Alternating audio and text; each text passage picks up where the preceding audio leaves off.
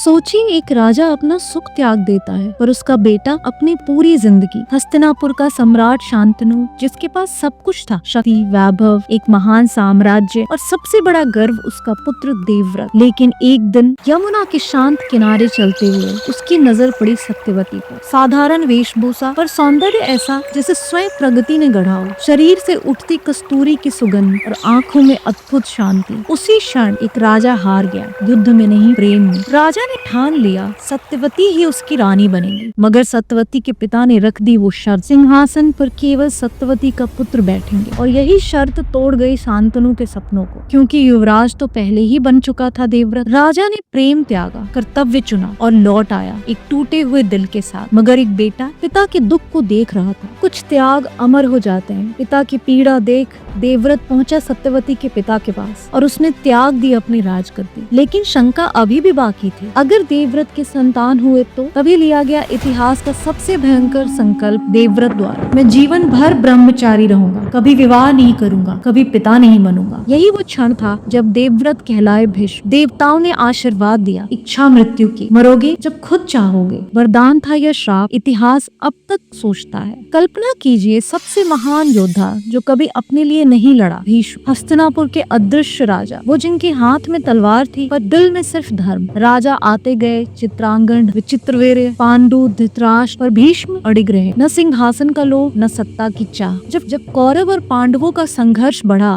भीष्म फिर खड़े हुए धर्म की रक्षा के लिए। महाभारत के युद्ध में जब भीष्म रण में उतरे, धरा कांप उठे, स्वर्ग थम गया, अर्जुन तक कांप उठा। कैसे लड़े गुरु के खिलाफ, और भीष्म शत्रु के सामने भी धर्म निभाया। फिर वो क्षण आया जब बाणों की सैया बनी। भीष्म ने कहा, अभी नहीं, मृत्यु कब आएगी जब मैं चाहूंगा। महीनों तक बाणों पर लेटे रहे, सिर्फ इसलिए कि हस्तिनापुर को अंतिम शिक्षा दे सके। उन्होंने कभी राजगद्दी नहीं पहनी, फिर भी सबके दिलों पर राज किया। उन्होंने वंश नहीं बढ़ाया, फिर भी उनका त्याग कुरुवंश की सबसे महान गाथा बनी। भीष्म ने सिखाया कि असली शक्ति त्याग में है। भीष्म का जीवन सिखाता है कि महानता सिंहासन पर बैठने में नहीं, बल्कि उसकी रक्षा करने में है, हर कीमत पर। अगर आपको यह कहानी पसंद आई हो तो कृपया हमारे चैनल को सब्सक्राइब करें और शेयर करें, और भी रोचक और प्रेरणादायक कहानी के लिए हमारे साथ बने रहें। हमें आपकी प्रतिक्रिया का इंतजार रहेगा। धन्यवाद।